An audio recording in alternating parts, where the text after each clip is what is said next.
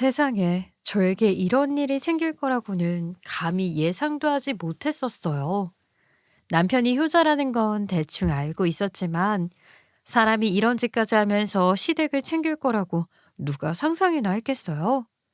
저는 아주 예상치 못한 변수를 맞이한 것 같은 일상을 매일같이 보내야만 했고 결국에는 모든 걸 다 놓아버릴 정도로 지쳐버렸죠.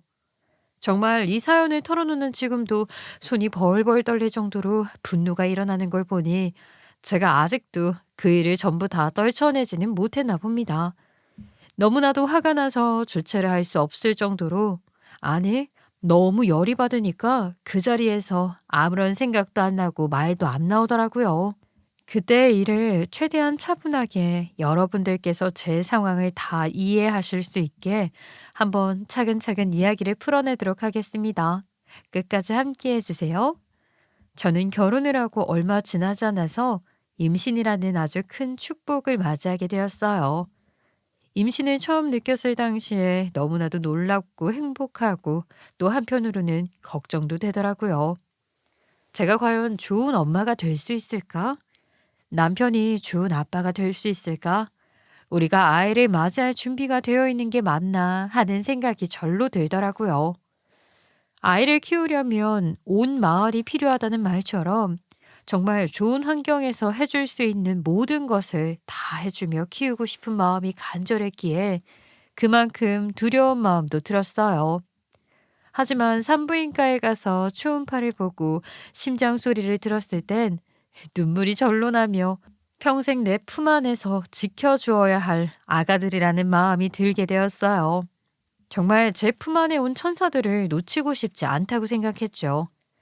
거기다가 축하받을 일이 2배로 늘어나게 되었는데 눈치를 채셨을지 모르겠지만 제 뱃속의 아이들은요. 하나가 아니라 둘이었어요.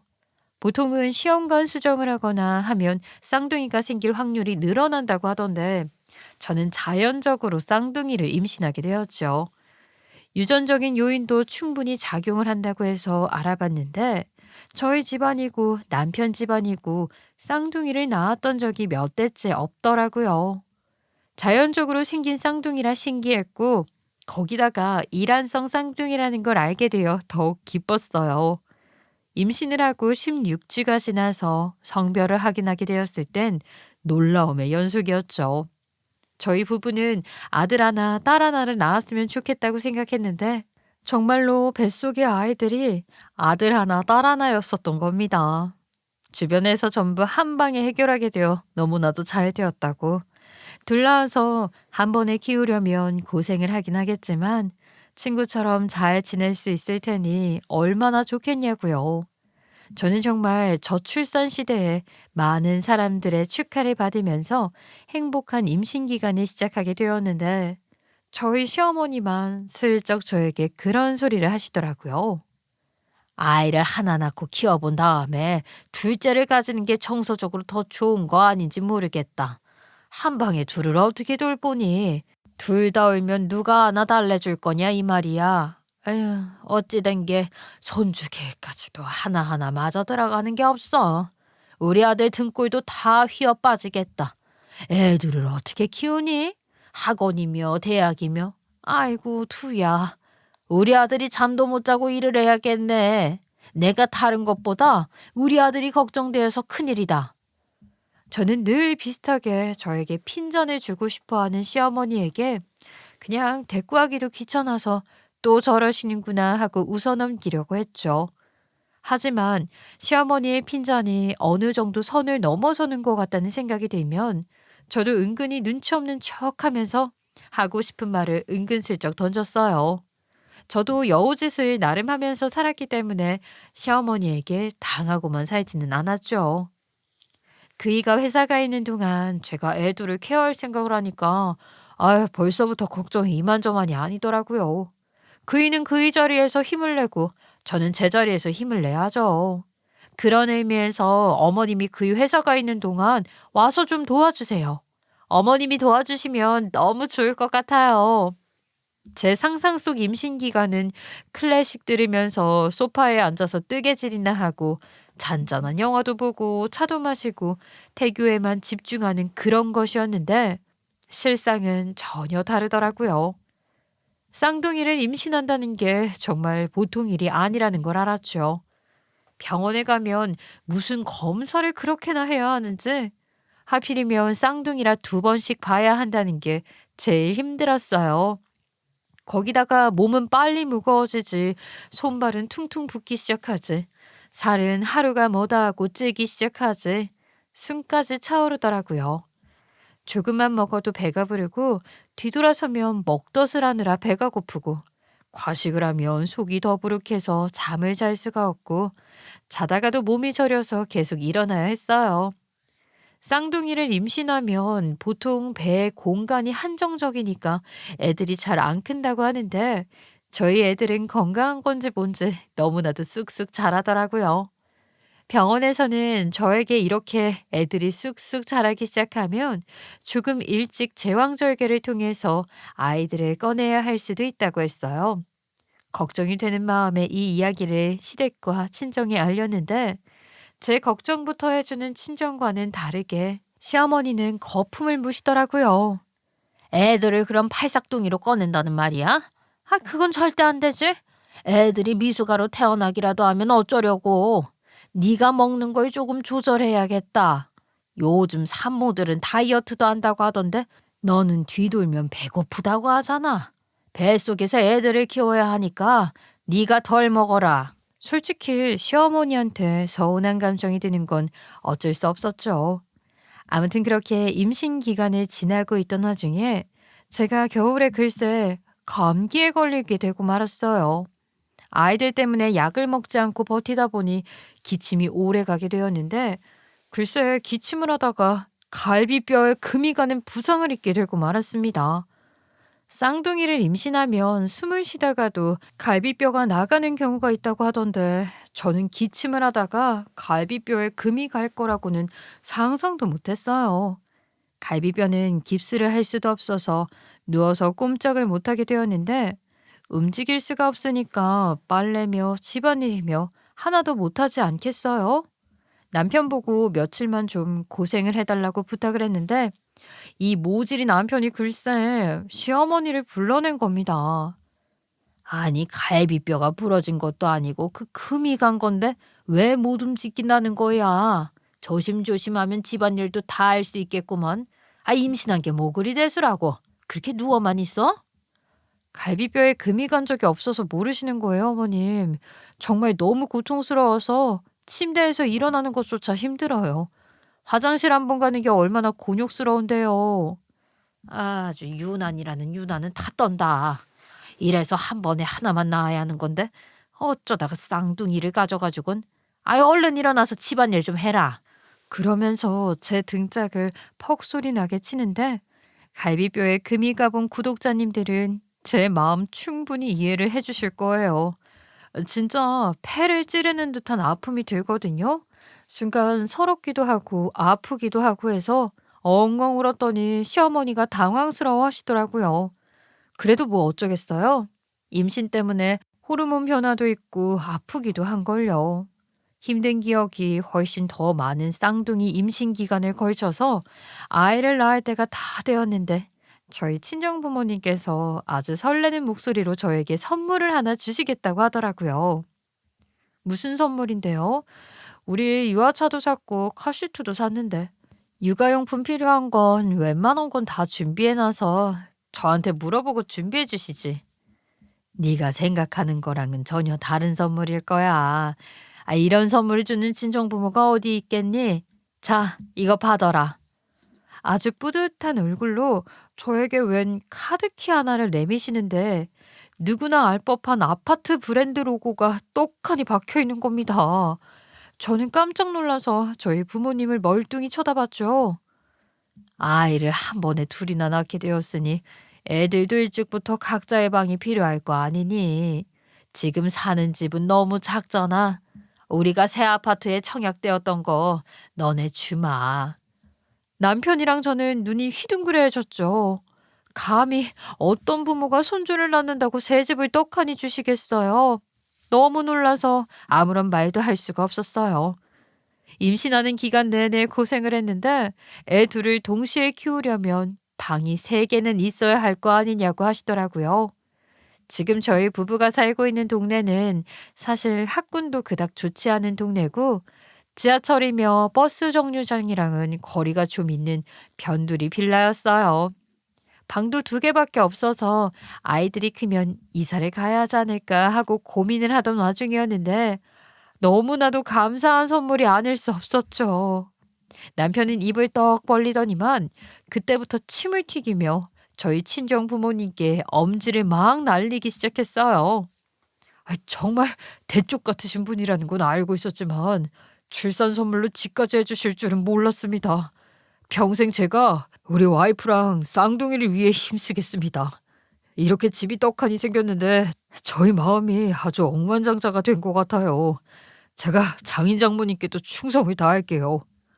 말이라도 그렇게 해주니까 고맙네. 내가 이 집을 선물해주는 이유는 우리 손주들 그리고 우리 딸이 고생하지 않았으면 하는 마음에서야. 그건 알지? 당연하죠. 제가 평생 와이프랑 애들을 위해서 개처럼 벌어서 정승처럼 살게 해주겠습니다. 장인 장모님, 이 은혜 정말 평생 갚겠습니다. 정말 감사합니다. 저는 아무래도 큰 축복을 달고 태어난 것 같아요. 이렇게 멋지신 장인 장모도 있고 자식 복도 있고 제일 큰 와이프 복까지 있으니 말입니다. 아이고, 김서방 입에 침이나 바르고 그런 소리 하게. 우리가 다 자식들 잘 되었으면 하는 마음에서 주는 선물이니까 기분 좋게 이사 준비하게. 제가 매일 처가를 향해서 절이라도 하겠습니다. 정말 감사합니다. 제가 이제 돈 많이 벌어서 호강 꼭 시켜드릴게요. 제 인생의 로또는 장인 장모님이십니다.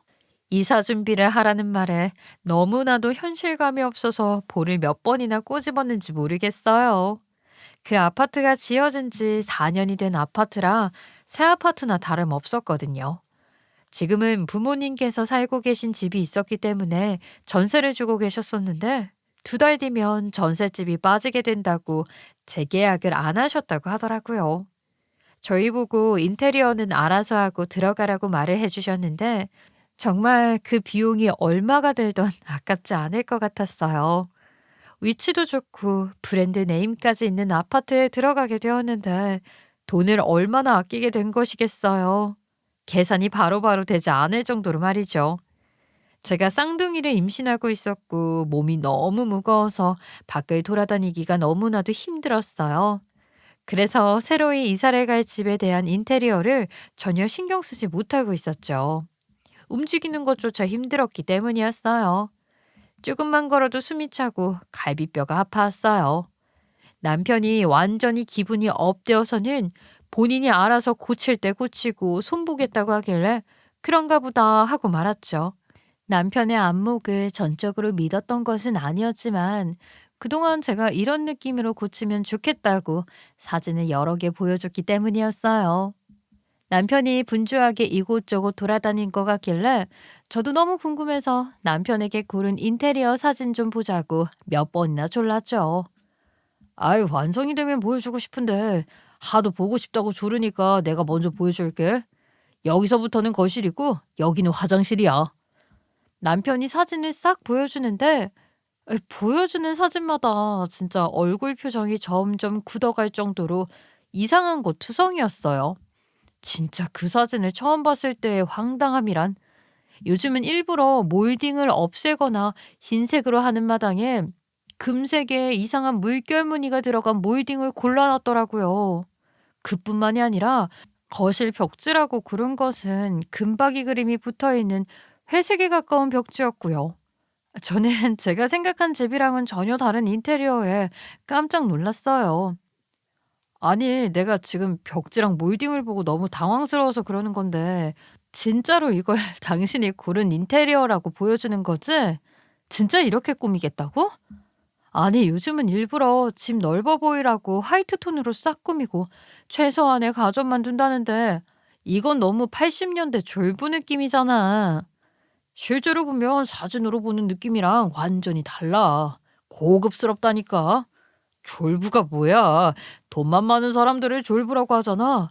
딱 그런 느낌이야. 내가 원하는 게. 그리고 흰색으로 잔뜩 꾸며놓았다가 애들이 낙서라도 하면 그건 어떻게 할 건데? 매번 도배를 새로 할 수는 없잖아. 아유, 아무리 그래도 깔끔한 게 좋지. 금색 몰딩에 금박이 벽지라니. 애들 방은 어떻게 꾸며 넣을 건데?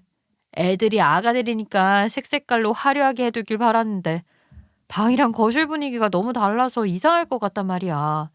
이왕 고치는 거 한 번에 깔끔하게 해야지. 아무런 걱정하지 마세요. 내가 직접 보고 너무너무 잘 어울려서 단박에 고른 것들이니까. 내가 제대로 내 안목을 보여줄게. 믿어보라니까. 남편이 아주 자랑스럽게 이야기를 하는데 솔직히 금박이 붙은 벽지가 흰색 벽지보다 나을 리가 있겠어요? 저는 남편에게 괜한 일을 맡긴 건가 너무나도 후회를 했죠. 요즘은 인테리어 업자들이 집으로 찾아와서 컨설팅을 하고 감시를 하지 않아도 알아서 척척 다 해준다고 하는데 속이 부글부글 하더라고요. 제가 임신 막달이 찾아오게 되고 슬슬 이사 준비를 해야 하는데 이사 준비 또한 남편이 알아서 다 하겠다면서 저에게 신경 쓰지 말라고 하더라고요. 솔직히 너무 고마웠죠. 남편이 하나하나 저를 챙겨준다는 느낌을 받게 되었으니 이게 바로 결혼의 맛인가 하고 생각하게 되었고요. 그러는 와중 인테리어 공사가 거의 다 끝나간다는 소식을 접하게 되었고 저는 두근거리는 마음과 궁금한 마음이 공존하기 시작했습니다. 하나하나 제가 고른 건 없지만 그래도 본인의 안목을 믿어보라고 아주 당당하게 말을 했던 남편이었으니까요. 애들 방은 무슨 색으로 꾸며두었을까? 가구는 어떻게 드리는 것이 좋을까? 하루하루 행복한 고민을 하면서 잠에 빠져들었어요. 결국에는 궁금함을 참지 못하고 걷기도 힘든 몸을 뒤뚱거리며 무리를 해서 새로 이사갈 집을 찾아가게 되었고 저는 큰 충격을 받게 되었어요. 저희가 살고 있던 집이 변두리 방 2칸짜리 빌라라고 했었잖아요. 정말 새 집은 저희가 살고 있는 빌라보다도 못한 인테리어를 하고 있었어요. 아니, 과연 이게 돈을 들여서 인테리어를 한 게 맞나 싶을 정도로 구렸고요. 충격적이었다고요. 입이 떡 벌어져서는 닫히지가 않더라고요. 이걸 도대체 얼마를 주고 이렇게 만들어 놓은 건지 궁금할 정도였죠. 황당해서 아무 말도 못하고 집만 요리조리 구경하고 있는데 업자가 와서 말을 걸더라고요. 여기 이사 오실 사모님이시죠? 임신 중이라 들어서 알아봤습니다. 지금 인테리어 공사가 거의 다 끝났거든요. 대금을 치러주셔야 하는데. 대금이요? 그건 저희 남편이 알아서 처리할 거긴 한데 대금이 얼마나 나왔나요? 안 그래도 그 부분이 궁금하긴 했거든요. 예. 지금 몰딩부터 시작해서 이것저것 대부분 다 손보셨거든요. 공사 비용으로 대충 2천만 원 정도 나왔습니다. 네? 2천만 원이요? 아, 이 벽지랑 저 금색 몰딩 하는데요. 아니, 새 아파트라서 그렇게 고칠 게 많이 없었을 텐데 왜 이렇게 큰 돈이 나온 거죠? 도배도 각 방마다 전부 하셨고요. 거실에 저 TV 놓을 벽 보이시죠? 저게 바로 아트일 벽이라는 건데 저게 또 좀 비싸요. 그리고 마루도 전부 대리석으로 바꾸셨고요. 이것저것 짜잘한 부분까지 전부 손을 보는 바람에 2천만 원이라는 큰 돈이 나왔다는데 문제는 그 돈을 쏟아부은 것 같은 느낌이 전혀 들지 않았다는 것이었어요. 게다가 제가 분명히 남편한테 이야기를 했었단 말이죠. 아이들이 태어나면 기어다닐 텐데 나무 바닥은 절대로 건드리지 말자고요. 대리석 바닥은 너무 위험하잖아요. 아이들이 미끄러질 수도 있고 넘어져도 충격이 훨씬 크게 다가올 테니까요. 근데 전부 대리석으로 바꿔버린 겁니다. 저는 씩씩거리는 마음을 숨기지 못한 채 집으로 돌아와서 남편에게 짜증 섞인 핀잔을 주었어요. 여보, 내가 그렇게 바닥은 대리석으로 바꾸지 말자고 했는데 왜 인테리어 공사에 내 의견은 하나도 안 들어간 거야? 당신이 마음대로 고쳐놓은 집이 하나도 마음에 안 들어. 인테리어가 낡아도 너무 낡았다고. 실물로 보면 괜찮을 거라며. 이건 완전히 무슨 할머니 할아버지가 사는 집 같던데 대체 뭘 믿으라는 거야? 내가 짠하고 보여주려고 했는데 그걸 또 못 참고 가서 봤어? 조금만 기다리지. 에이, 참을 성도 없다.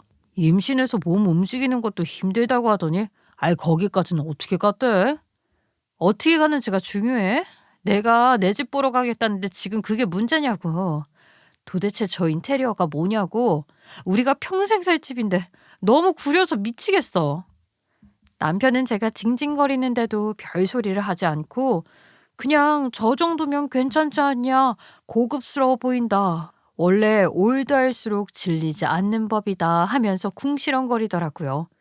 그저 변명으로밖에 들리지 않았기 때문에 저는 남편에게 한숨을 푹푹 내쉬면서 하나하나 마음에 드는 구석이 없다고만 이야기를 했어요.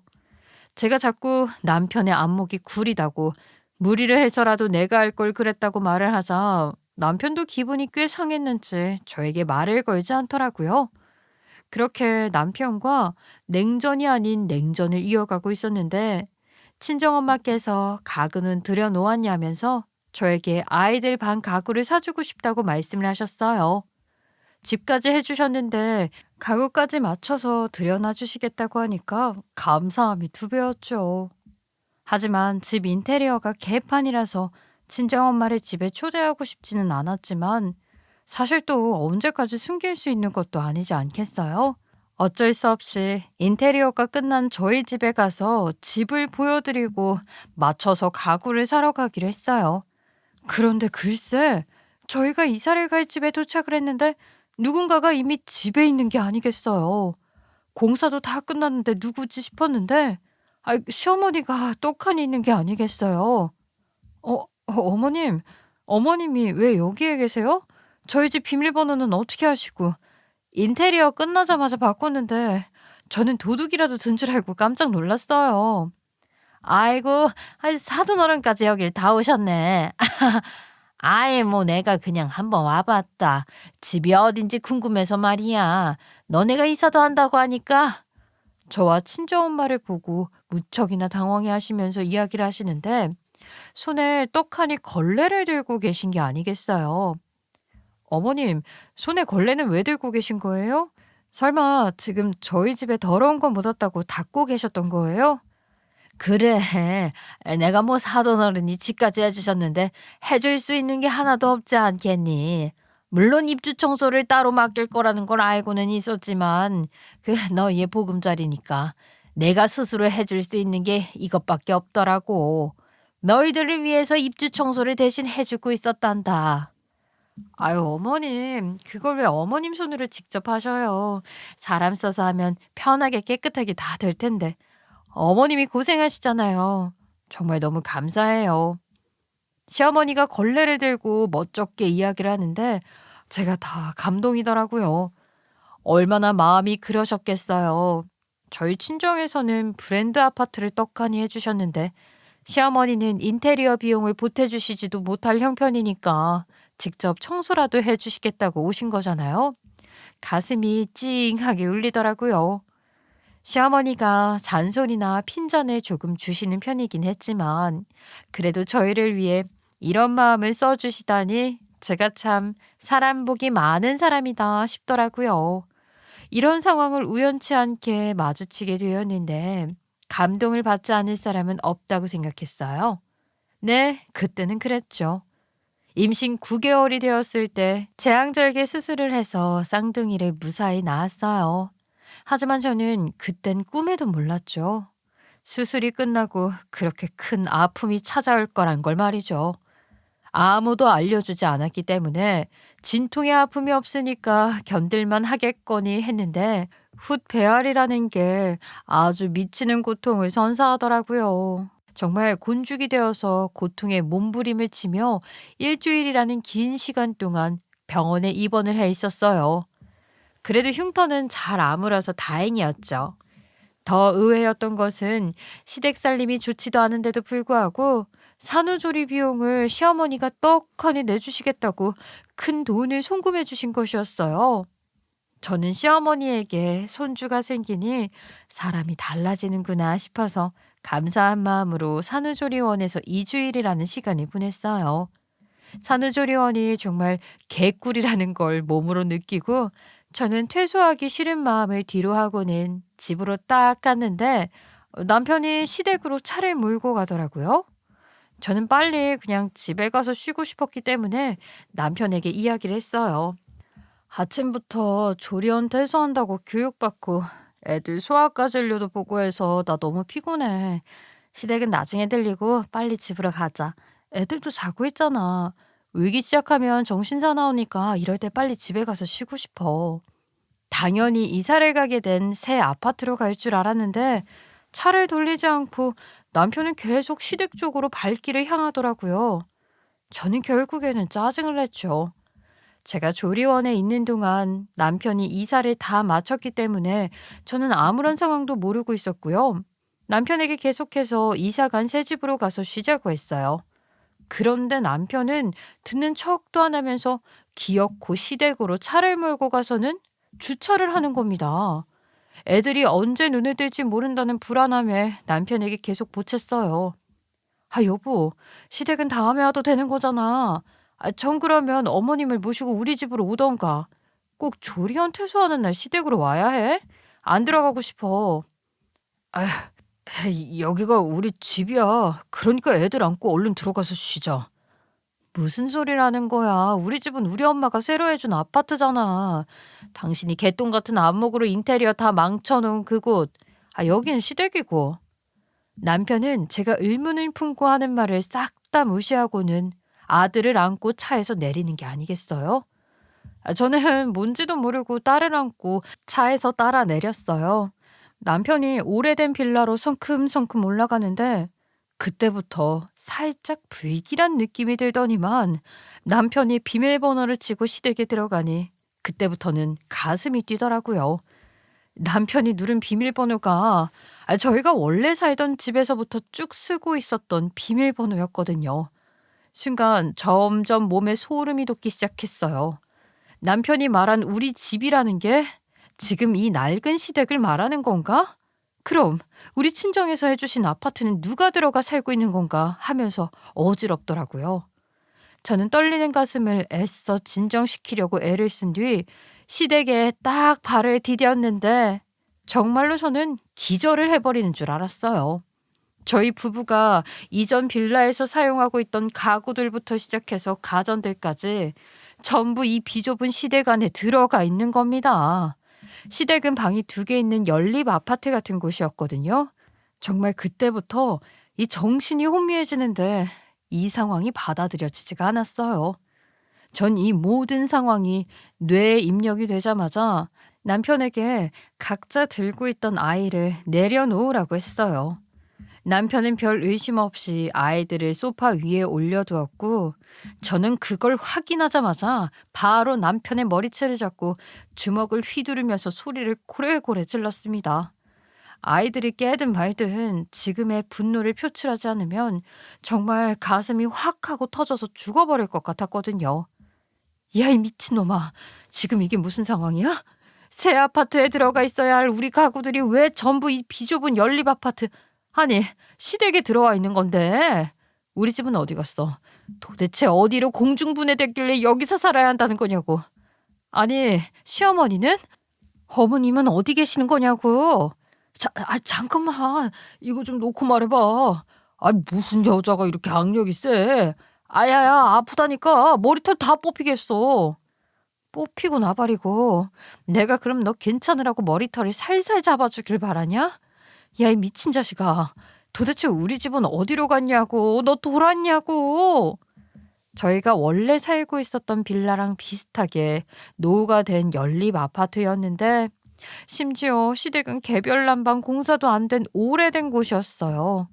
날도 추운데 애들이랑 같이 벌벌 떨게 생긴 거 아니겠어요. 오죽하면 시어머니도 집에 따로 히터를 두고 사셨다고요. 그런 곳에서 살아야 한다니 이게 뭔 날벼락인가 싶었죠. 도대체 우리 부모님이 해주신 새 아파트는 어디로 증발한 건지 남편이 입을 열지 않으니까 답답한 마음만 잔뜩 들었어요. 제가 흥분을 해서 남편을 때리고 핥히고 하니까 못 참겠는지 흥분한 제 손을 딱 잡더니만 잠깐만 숨을 좀 고르라고 하더라고요. 미친놈이 지금 제가 숨을 고르게 생겼습니까? 다 이유가 있다면서 저를 진정시키려고 하는데 아 그래 어디 한번 드러나 보자 했습니다. 당신도 잘 알고 있잖아. 우리 엄마가 나를 어떻게 키웠는지, 내가 얼마나 고생을 하면서 악착같이 성공하려고 애를 쓰면서 살았는지 말이야. 우리 엄마랑 누나가 내 뒷바라지 엄청나게 했잖아. 알지? 당신이랑 연애할 때 내가 다 이야기를 했었으니까 알고 있지. 남편은 나름 개천용이라고 불리우는 놈이었는데 시아버지가 일찌감치 돌아가시고 시어머니랑 신우가 고생을 해서 남편을 키운 것이나 다름없었어요. 시어머니랑 신우가 정말 안 해본 일이 없을 정도로 여름에는 아이스크림 장사도 하고 겨울에는 붕어빵 장사도 하면서 남편 공부를 시켰다 이 말입니다. 그래서 결혼을 한다고 했을 때 시어머니랑 신우가 일일이 따져가면서 간섭을 하기도 했고 제 앞에서 무조건 우리 아들 하면서 아들 편을 드셨거든요. 그 이야기를 갑자기 왜 꺼내냐 했더니만 남편이 아주 기가 막히는 개소리를 하더라고요. 나는 지금이 우리 엄마랑 누나한테 효도를 할 타이밍이라는 생각이 들더라고. 아, 이렇게 낡은 집에서 난방도 제대로 안 돼서 고생하는 우리 가족 너무 안쓰럽잖아. 당신도 우리 집안 형편 잘 알고 있으니까, 얼마나 고생했는지 잘 알고 있으니까 이해해 줄 거라고 믿었어. 이렇게 낡은 집에서 사는 우리 엄마와 누나가 불쌍했다고. 내 마음이 얼마나 불편했겠어. 내 마음 당신도 충분히 이해하지? 뭐? 이해를 하긴 개뿔. 그래서 이 작거사 우리 부모님이 출산한 기념으로 선물해 주신 집에 어머님이랑 신우사를 하고 집 키를 내줬다 이 말이야? 내가 출산해서 받은 4명의 아파트인데 그걸 왜 어머님이랑 신우가 들어가서 사냐고. 고생한 우리 가족을 위해서 그 정도도 못해줘? 우리 엄마가 나를 이만치 키우느라 얼마나 고생을 했는데. 당연히 부인이 이 정도는 이해해 줄 수 있지. 내가 돈을 지질이 못 버는 것도 아니고 돈도 벌 만큼 벌어다 주잖아. 우리야말로 청약 넣어서 좋은 새 아파트로 가면 되는 거 아니냐고. 젊을 때 고생은 해도 돼. 이미 좋은 집을 공짜로 얻었는데 도대체 왜 청약을 해서 대출을 받고 내 집 마련을 하겠다고 허리띠를 졸라매야 하는 거냐고. 그래, 지금 생각해보니까 아다리가 딱딱 맞네. 그 올드한 디자인의 인테리어도 전부 어머님이 고른 거지? 겉도 모자라 본인 집이라서 청소를 하겠다고 걸레 들고 설친 거고. 이렇게 하나하나 짜맞추기 시작하니까 소름이 돋더라고요. 정말 너무 억울해서 눈물이 다 날 것 같은데 남편은 이미 집까지 바꾼 마당에 어쩔 거냐는 식으로 나왔어요.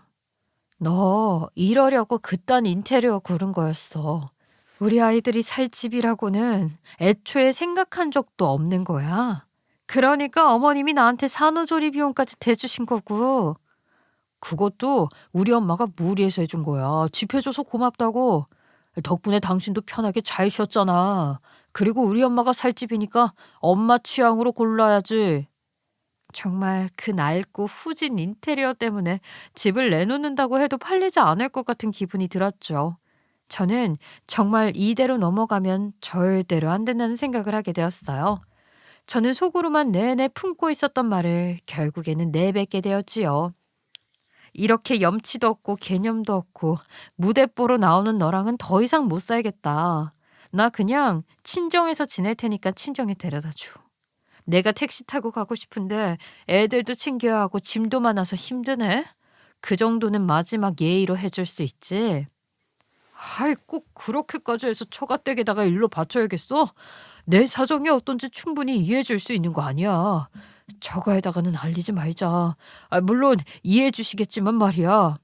아무튼 애들 배고플 것 같으니까 일단 분유부터 주자.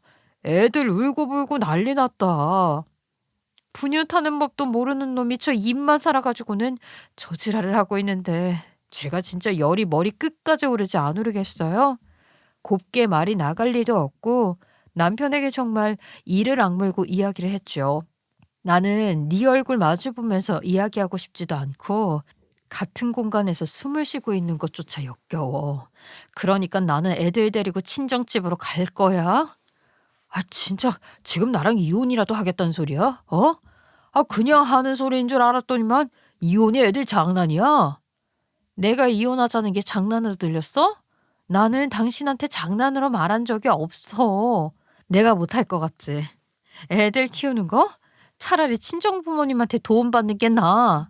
한참을 언성을 높이면서 싸우고 있는데 글쎄 남편이 주소 이전까지 전부 시댁으로 해둔 건지 뭔지 집에 우편 배달부가 찾아왔더라고요. 남편의 이름 석자를 부르면서 무슨 등기 우편이 왔다며 손에 쥐어주는데 제가 확 빼앗아서 확인을 해보니까 대출금을 갚으라는 독촉장 같은 것이었어요. 이게 뭐냐고 기가 막혀서 남편에게 쏘아붙이며 이야기를 하니까 남편이 도로 제 손에서 그 독촉장을 빼앗아 가더라고요. 저는 지고 싶지 않은 마음에 다시 한번 그 독촉장을 가지고 왔고 이게 뭔지 설명해 보라면서 남편 얼굴 앞에 막 들이밀었죠. 아무 말 못하길래 제가 성질이 나서 뜯어보니까 글쎄 대출 원금이 2천만 원이라고 떡하니 찍혀 있는 게 아니겠어요? 순간 그 인테리어 업자의 이야기가 떠오르더라고요. 집 고치는데 들었던 비용이 2천만 원이라고 했던 그 말이 자연스럽게 재생이 되는 겁니다. 당신 설마 그 인테리어 비용 대출 받아서 한 거야? 대책 없이? 아니 돈이 없으면 고칠 생각을 하지 말아야지. 그 촌스러운 인테리어도 열이 받는데 지금 대출까지 받아서 그딴 집을 만들어냈다고? 미친 거 아니야? 진짜 생각이 있어 없어? 당신 내가 없어? 내가 버는 돈이 얼만데 2천만 원 정도야 금방 갚지. 걱정하지 마. 당신 생활비 절대로 줄이지 않을 테니까. 알겠지? 이제 좀 쉬자. 나 피곤해 죽겠어. 너스레를 떨면서 저에게 쉬자며 방에 들어가는 남편을 보고 기가 막혀서 이혼은 무조건 해야겠다고 생각을 했고 택시를 부르려고 했어요. 하지만 애 둘의 짐에 엄두가 나지 않아서 전 결국 친정 부모님께 다짜고짜 시댁 주소를 보내면서 저를 좀 데리러 와달라고 부탁을 드렸습니다. 남편은 방에 들어가서 한참 동안 뭘 하는지 빈둥빈둥거리다가 씻겠다며 욕실에 들어갔어요. 화장실 상태도 아주 처참하더라고요. 곰팡이 범벅에 정말 새 아파트에서 이딴 곳으로 이사 오게 될 줄 누가 감히 상상이나 했겠냐 이 말입니다. 저는 다시 짐을 주섬주섬 챙기고는 곧 도착하실 부모님을 기다렸는데 놀래서 달려오신 부모님이 저에게 새 집이 아니라 왜 여기에 있냐고 물어보시더라고요. 가는 길에 전부 설명을 드리겠다고 하고는 남편이 씻고 있는 사이에 애 둘의 짐까지 간략하게 챙겨서 튀었습니다. 씻고 나온 남편이 저희가 친정으로 출발을 한 지 대충 10분 정도가 지나서야 연락이 오기 시작했지만 저는 받지 않았죠. 아니 이제 설명을 좀 해봐라. 도대체 새 아파트에 들어가 있어야 할 너희들이 왜 그 낡아빠진 집에 있었던 거야? 거기 너네 시대가 아니니? 맞아. 아이 글쎄 이 미친놈이. 아 다시 생각해도 너무 열이 받아서 화가 주체가 안 되는데 어떡하지? 아이 글쎄 엄마 아빠가 주신 집을 시댁에 갖다 바쳤더라고요. 제가 산후조리원에 있는 사이에 집을 바꿔치기 했는데 얼마나 당황스럽던지. 엄마도 그 집 인테리어 다 보셨죠. 그게 시어머니가 고른 거래요 글쎄. 이미 그 둘은 집을 주겠다고 했을 때부터 집을 바꿔치기 할 생각으로 굴었던 거라고요. 뭐라고? 우리와는 상의 한마디도 없이 너한테 말 한마디 없이 지들끼리 집을 바꾸고 이사까지 마쳤다는 이야기냐? 그렇게 이빨린 말을 처하더니만 뒤에서는 그런 더러운 꿍꿍이를 숨기고 있었다는 거야. 아 진짜 정신 나간 놈들이네.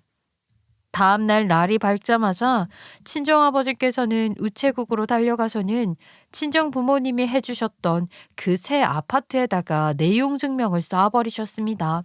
강제 퇴거 명령서 같은 느낌의 내용을 작성해서 보내버리셨는데 시댁 식구들은 그 집에 대한 소유권이 전혀 없지 않겠어요? 그 집은 제 명의였으니까요. 당장 떠나가라는 내용 증명이 도착하니까 시어머니가 놀래서 저에게 연락이 왔더라고요. 아니, 우리 아들이 해준 집인데 왜 우리 보고 나가라는 거야? 우리는 못 나간다. 집 인테리어도 그렇고 가구도 그렇고 전부 다 들여놨는데 어딜 나가라는 소리야? 그게 왜 아들이 해준 집이에요? 우리 부모님께서 저 살으라고 해주신 집인데요. 아드님께서는 그 집에 대한 지분 하나도 없어요. 그러니까 집 빼세요. 지금 내용 증명만 도착했죠. 조금 지나면 법적으로 정식으로 고소할 테니까 그렇게 하시고요. 예. 부부끼리 네 집 내 집이 어딨니? 그깟 명의 가지고 유세를 떨어도 너무 떠는구나. 우리 아들이 충분히 이해를 시켰다고 하던데 모자랐니? 우리가 얼마나 고생해서 키운 아들인데 나랑 우리 딸 보고 고생했다고? 여기 살으라고 하더니만 이제 와서 나가라고 하면 어떻게 하니? 당장 집은 어디서 구하고. 그리고 너네도 이사 다 맞춰놓고 이러는 건 경우가 없는 행동이지. 남의 집을 불법으로 갈취해놓고선 경우 없이 행동하는 게 누군데 그런 소리를 저한테 뱉으시는지 모르겠네요. 이제는 저도 얄짤 없어요. 그 집 아드님이랑 저랑 남남이 될 거거든요. 네 집 내 집 정확하게 갈라야 한다는 소리죠? 내용 증명에 적힌 날짜 이내로 이삿짐 옮기세요. 우리 아들이랑 지금 이혼이라도 하겠다는 이야기야? 아휴, 내가 그동안 모자라고 볼품없는 너를 얼마나 참아줬는데 이런 식으로 뒤통수를 후려까? 그럼 지금이라도 마음에 드는 며느리 골라서 새 장가 보내시면 되겠네요. 집도 절도 없고 집안도 볼품없는 그 집 아들한테 누가 시집을 갈지 참 궁금하네요.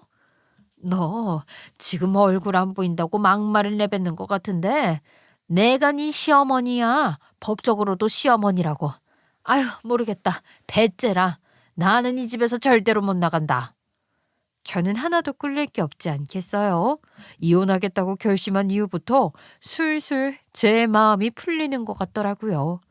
쇳불도 당김에 빼라고 하지 않겠어요? 저는 바로 남편한테 친정부모님의 도움을 받아서 변호사를 선임한 뒤 이혼 소송장을 떡하니 보내버렸습니다. 남편은 소송장을 받았는지 기가 막혀 하면서 저에게 전화를 걸어 적반하장으로 굴더라고요. 아니, 지금 고작 이런 일로 이혼을 정말 하겠다는 거야? 당신이 무슨 수로 애들 둘을 키울 건데. 그리고 애들은 무슨 죄야? 태어나자마자 부모가 이혼을 한다고 하면 적어도 아이들에게는 엄마랑 아빠 둘 다 있어야지. 당신 정말 생각 없이 굴래? 너 같은 아빠가 있는 것보단 그냥 없는 게 낫지 않겠니? 생각 없이 행동한 게 누군데 적반하장으로 굴어? 너나 평생 좀 생각 좀 하면서 살아라. 애들은 어떻게 키울 거냐고? 내가 친부라고. 너 설마 어디 남자라도 숨겨놨냐? 이때다 싶어서 나랑 이혼하려고 꼬투리 잡은 거냐고. 상상하는 거 하고는 정말 저급하다 저급해. 내가 알아서 내 아이들 잘 키울 거니까 아무런 걱정도 하지 마. 분야 하나 타먹일 줄 모르는 놈이 친부는 무슨. 너 같은 거 없어도 그만이야. 어차피 돈은 양육비 지급받을 건데 뭐가 문제야? 그러니까 제발 정신 차려. 남편은 씩씩거리면서 이혼은 못하겠다고 했고 저는 그러거나 말거나 유능한 저의 변호사를 믿었죠. 그리고는 제가 내용 증명에 써보냈던 날짜가 하루 딱 지나자마자 이삿짐 센터와 경찰을 대동해서 새 아파트에 찾아갔어요. 시어머니가 문을 꾹 닫고는 안 열어주며 꺼지라고 소리를 치길래 경찰을 앞세웠죠. 경찰이라는 소리에 화들짝 놀라서는 시어머니가 결국에는 문을 열어주더라고요. 경찰이 한숨을 푹푹 내쉬면서 이거야말로 강제 주거 침입이라고 말을 하니 시어머니는 아들 집이라면서 시치미를 확 떼더라고요. 전 이렇게 나올 것이라는 것을 예상했기 때문에 미리 준비했던 집문서를 시어머니 얼굴에 들이밀면서 말했어요. 정말 아들 집 맞아요? 여기 똑똑히 제 이름 세 글자가 써져 있는데 이게 어떻게 당신 아들 집일 수가 있어요. 당신네들 지금 남의 집에 무단으로 들어와 살고 있는 거야. 경찰까지 내가 대동하고 찾아왔는데 눈에 보이는 거짓말이죠? 당장 짐 싸서 나가? 이 배응망덕한 년. 내가 산후조리원까지 보내줬는데 이렇게까지 해서 우리를 쫓아내야 마음이 편안하겠니? 그거 300만 원? 내가 돌려줄 테니까 나가라고요. 여기 아들 집 아니고 내 집이라고 내 집. 그리고 너네 아들이랑 나랑 이혼할 거니까 이제 남남이라고. 시어머니랑 시누랑 둘 다 이혼이라는 소리에 거품을 물고 뒷목을 잡으면서 쇼를 하더라고요. 저는 이삿짐 센터 직원들에게 포장 이사를 해달라고 빨리 짐을 싸달라고 부탁했어요. 내 물건에는 손대지 마세요. 이거 손대면 그 뭐야? 남의 물건 상하게 한 죄. 그거 고소할 수 있잖아. 내가 당신네들 다 고소할 거야. 글쎄요. 주거 침입으로 인한 죄가 더 클걸요. 고소당하기 전에 빨리 짐 빼는 게 오히려 덜 손해보는 일일 텐데.